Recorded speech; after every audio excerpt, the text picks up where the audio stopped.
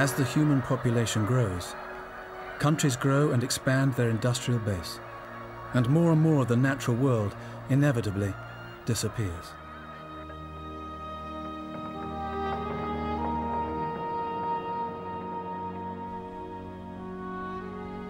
Frustrated by the refusal of the world's governments to do much about this, some people are taking matters into their own hands.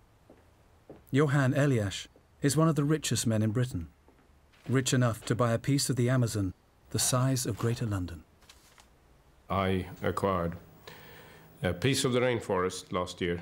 I was fed up with politicians talking, and I saw an opportunity to actually take action.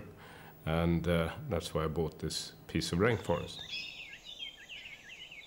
Having followed the debate about the environment,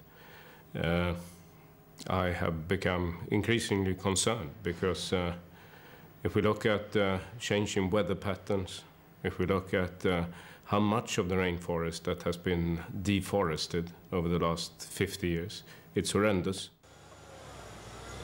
The rainforest that I bought had basically a forestry operation.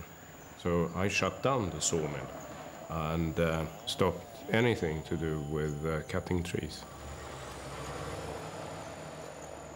The motive to save rainforests can be a good thing as long as one does the proper cost-benefit analysis. Now, if you're talking about rich elites, you know, we in the United States sometimes refer to them as armchair environmentalists, going down, buying land, putting it off limits. In reality, these programs have the detrimental effect of hindering economic and industrial growth in developing countries.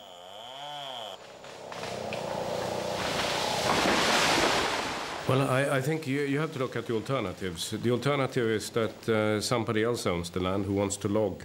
And yes, that would create jobs. But then you have to weigh up.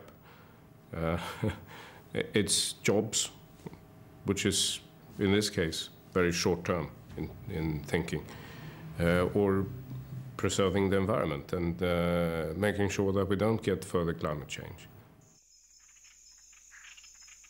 It all depends on what the ultimate goal of what they're trying to do is. When you have an individual going to a foreign country and buying some land and saying, look, I'm buying this because I think it's important for the heritage of the country, and there is some plan down the road to transition that ownership of the land into some local entity that can manage it in perpetuity, I think that's a noble thing to do.